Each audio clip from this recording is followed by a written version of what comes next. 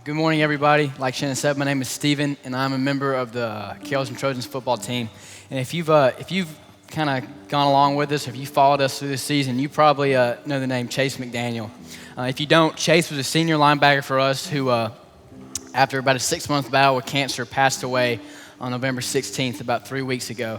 And from the outside looking in on our season, you would probably think this is a season of tragedy and a season of loss and really just a failure. And the truth of that is that it's not true at all. It's a lie. And I wrote a blog about our football team and kind of the journey we've been on. And what I'm going to do is I'm kind of read through that, read parts of it, and give you the gist of that. So Chase passed away on a Saturday night, and we didn't get the news until a Sunday morning. And we have practice on Sunday because that's what we do, is how we prepare for the week with football. So we come into Sunday practice, and we already know. And so what happens is we sit in the locker room, and no one says a word. And like Shannon talked about, the silence, it's like a silence with a presence. The silence is deafening. And that is where we were. That is where our football team was at that time. We were in the silence. We were in the darkness. And so we laid Chase in the ground 2 weeks ago, and I came in on Sunday to prepare for our third round game against Buford because, life goes on. Buford was coming, and we had to face them. And we had the desire to win a state championship, but now the desire was, so much more because we wanted to win for Chase. And we had a dream as a football team to give Chase's parents their state championship ring after we had won. And we had adopted Chase's motto, which is chase the victory. And that's something that he had kind of lived by when he was fighting his cancer. And so we put that up on the walls in our field house, and we did our best to live by it. And we thought that our victory was a state championship. And turns out that wasn't necessarily true. And a week later, we lost to Buford on a field goal as time expired. And here's an excerpt from the article that I wrote. We didn't win the state championship, and the truth is that's okay. God's plan is not that we always succeed. Many times, in fact, it's that we don't.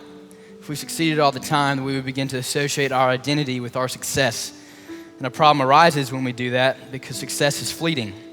Ecclesiastes says no matter how much we succeed, success will never satisfy the desires of our hearts. It doesn't matter how many friends we have, how many games we win, or how many state championships we earn. The only thing that will fill the void in our heart is the redemptive and unfailing love of Jesus Christ. There are no exceptions. There is no alternative. He is the way, the truth, and the life, and no one can reach eternity without him. Because, see, in our darkness, in our season of silence, I think what the enemy tries to do when we're in those places, he tries to get the attention on ourselves. Because in darkness, if we try to, crawl our way out by our own means, or we try to do something to earn our way out, all we're doing is we're focusing on me, what I do, that we're not focusing on the Father. And in reality, he's the only way. He is the hope in the darkness. Not Stephen, not the Carrollton football team, not a state championship. Jesus Christ is the hope.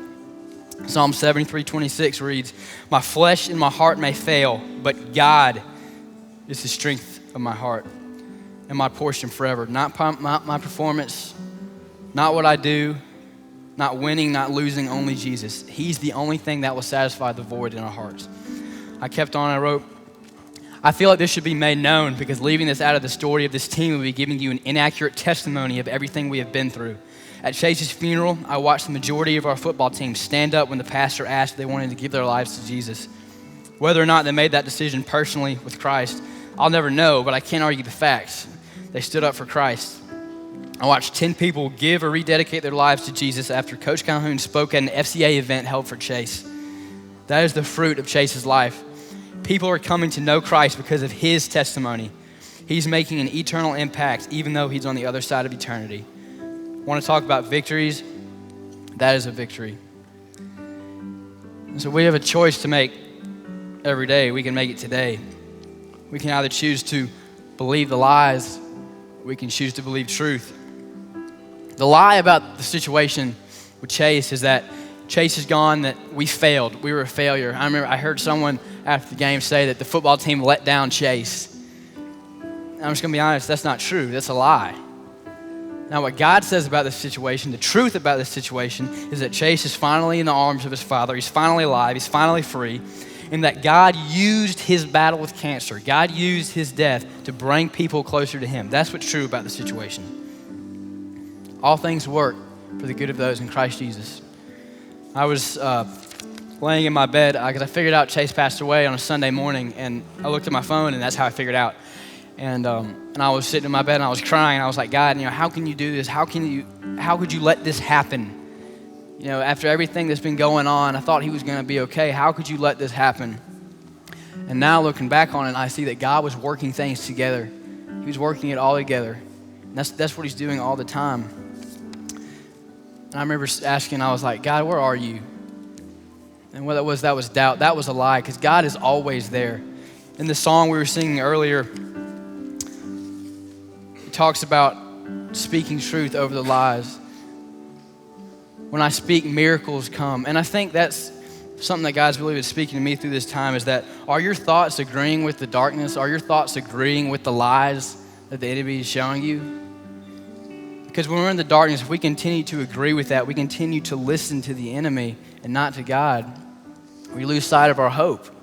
There's only one way out of the darkness, and his name is Jesus Christ. So if you're in the dark today, and I think all of us are to an extent, I ask you not to believe the lies. Let Chase be an example for you of someone that had every reason to believe the lies, but he didn't. I remember, because we thought Chase was going to be cleared. We'd already planned a clear scan party for Chase, and we were all going to go, and it was going to be awesome. And I remember Chase got that scan back, and it lit up, and he still had cancer.